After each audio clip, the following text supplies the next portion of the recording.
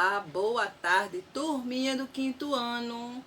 Olha, a tia Mônica aqui outra vez. Só que a gente agora vai para a nossa aula de revisões, crianças. As aulas que já foram dadas online, nós vamos fazer uma revisada. Estão preparadas para a aula? Agradecida, Papai do Céu, por mais um dia de vida, de saúde e estar aqui com vocês, certo, meus amores? Pega o livro de vocês, abra aí na página 78. Outra coisa, depois que vocês responderem a folha de revisões, vocês só estudem pela folha, tá bom, meus amores? Correto? Estude pela folha da revisão, tá? Tanto de geografia. Abra aí, a paisagem da Amazônia, certo? Nesse capítulo a gente vai ver um pouco falando da Amazonas, meus amores. Isso, certo? Então vamos lá. Como vocês estão vendo aí na página 78, algumas imagens, né? Da Zona Franca de Manaus, mostrando aí, né? Que foi criada desde 1967 com o objetivo de estimular o desenvolvimento econômico daquela região. E aí vocês estão vendo também a imagem do rio, né? Encontros dos Rios Negros e Solimões, né? Os Rios Negros e Solimões, nessa aula que nós vimos aí online, né? Como vocês já viram e já foi relatada. Aí na página 79 temos o mapa, a localização, né? Que está falando aí. A cor verde, ela indica a área da Amazônia, né, que é dominada pelo governo federal em 1953, que abrange os estados, né, do Acre, do Amapá, do Amazonas, Mato Grosso, Pará, Rondônia, Roraima, Tocantins e parte do Maranhão. Essa é uma região ocupada predominante pela floresta amazônica, né, como vocês estão vendo aí no livro de vocês, né. Essa região, ela atinge e distinguiu-se principalmente por suas características naturais, né? Pelo clima equatorial e o clima tropical, né?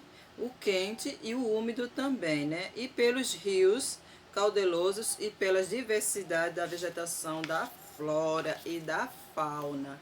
Passando para a página 80, aí nós temos o título com a Amazônia, as paisagens e seus elementos naturais, né? Como vocês estão vendo aí, né? As imagens retratam dois elementos naturais que se destacam na Amazônia, a floresta e os rios. Além disso, também tem os climas, né? E todos os outros elementos naturais que está mostrando aí na paisagem do livro, né? Temos o solo, a fauna, a flora, que estão interligados e dependem um dos outros, né? Contribui para manter o equilíbrio natural da floresta amazônica, né? Aí na página 81 tem relatando, falando sobre o clima e o solo, né? Que da Amazônia, ela predomina o clima equatorial, com temperaturas elevadas entre 24 Celsius e 28 graus também Celsius, né? Ao longo do ano da chuva, tem abundância e que todas as áreas, mais frequentemente no verão, nos meses de novembro a março, abastecendo os rios, ajudando a manutenção da vegetação da floresta amazônica, né? Aí entra o ecossistema da floresta, né? E porém tem sido prejudicado pelo desmatamento do solo, né? O homem destruindo a floresta amazônica. Para quê? Para o capitalismo, né? A classe social econômica, certo? Isso, a floresta sofre com tudo isso, né? Isso, à primeira vista, ela parece ser fértil, mas é extremamente pobre de nutrientes, pois é resultado de um ciclo natural complexo, tipo das sobras e do chão, forma uma camada superior denominada humus, que contém os nutrientes necessários para a vegetação nascerem bonitas. A camada inferior ao humus é constituída por um solo pobre em nutrientes. Longo, a retirada de árvores prejudica a formação do humus e a manutenção do ecossistema, certo? Aí entrando a vegetação, que ela é predominante da Amazônica é a floresta amazônica, que possui uma flora muito diversificada. Há vários tipos de árvores e muitos umas das outras, né? Juntas uma das outras, né? Mas a floresta ela não é uniforme, tá? Há locais que ficam alagados com as cheias e outras que não são inundadas pelas águas do rio. Daí a existência de diferentes espécies de vegetação. Como vocês estão vendo aí nessa imagem, a floresta ela é encontra-se várias árvores, como a castanheira, o guaraná, o gaúcho e a seringueira.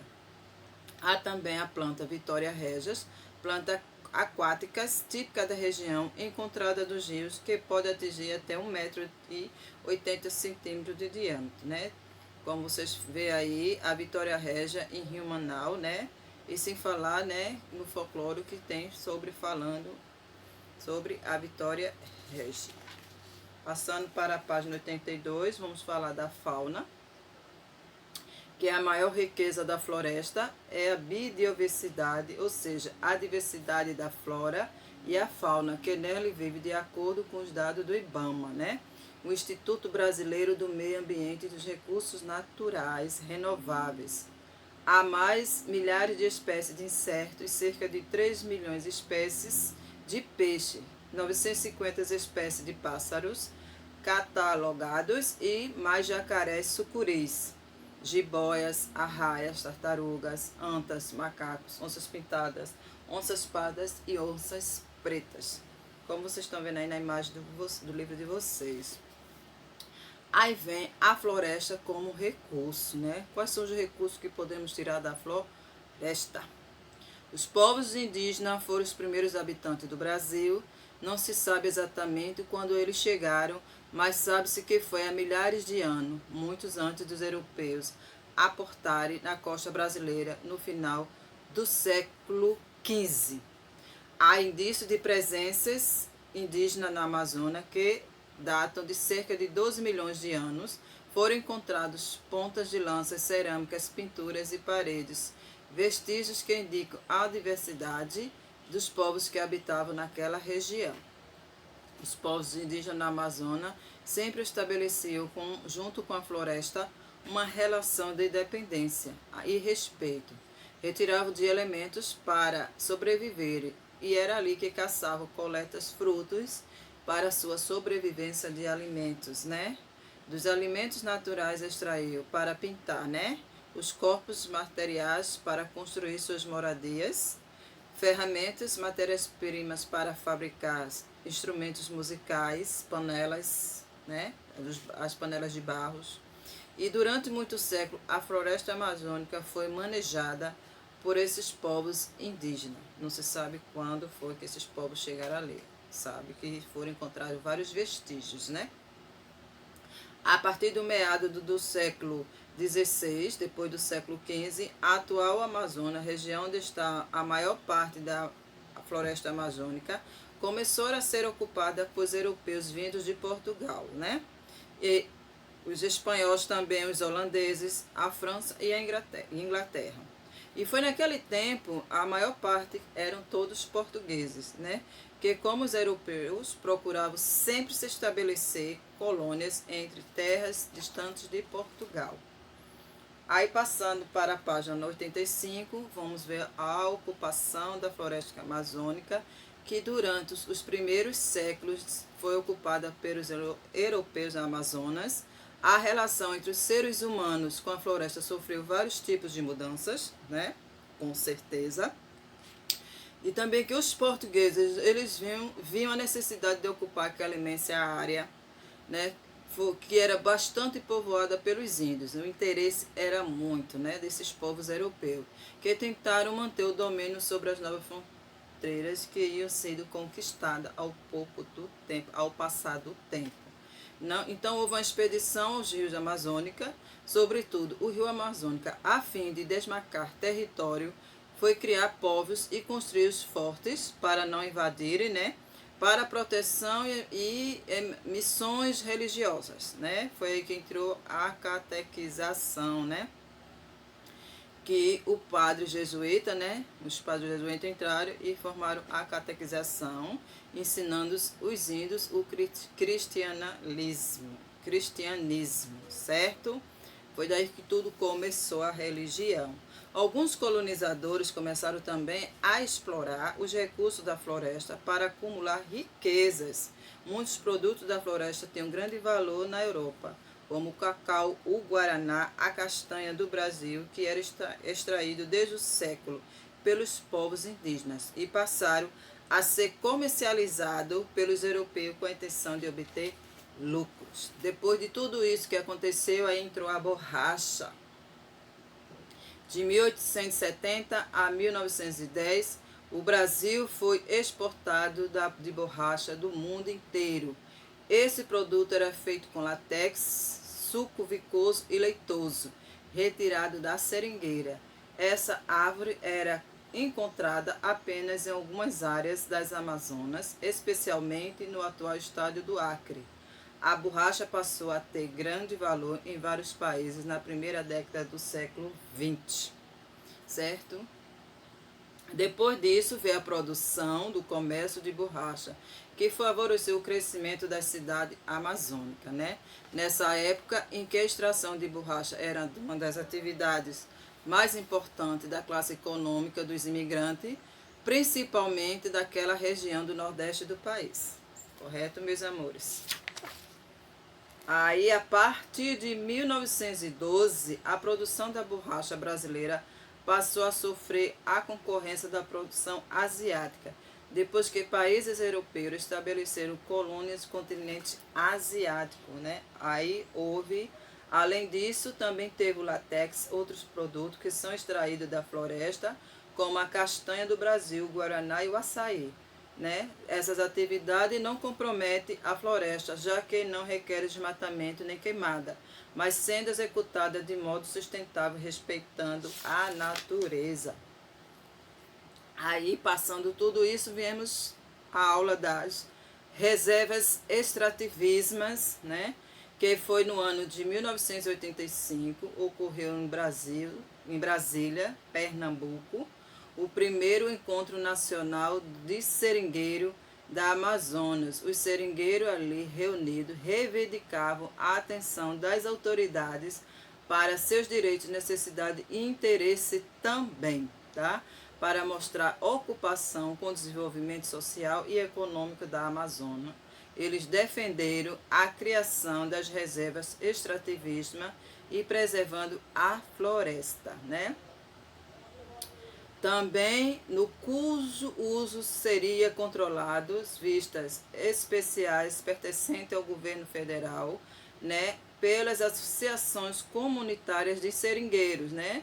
Eles e outros moradores da floresta, com o objetivo era colocar essas áreas sob proteção e controlar a coleta e o destino final dos produtos extraídos, né? Garantindo que a renda obtida com a sua comercialização revestesse para a população da floresta.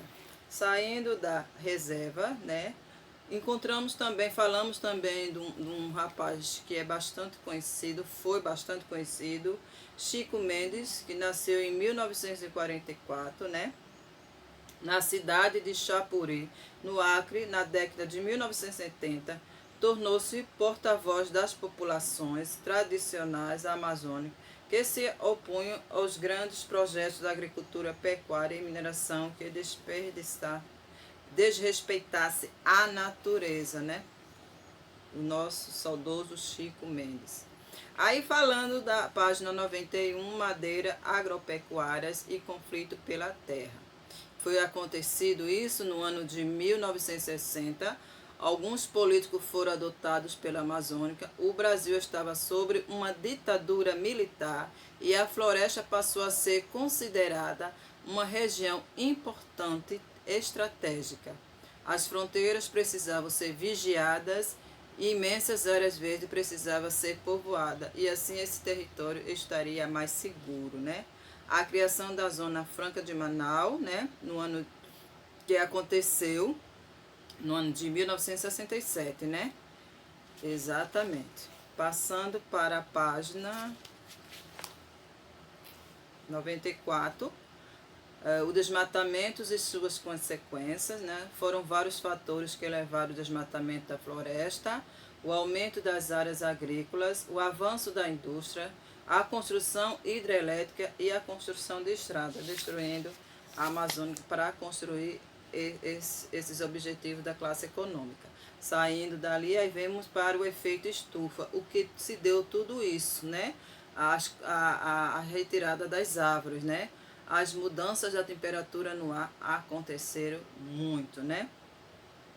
O que é a temperatura do ar vem se elevando a cada ano, muito mais quente. O fenômeno chamado aquecimento global, né?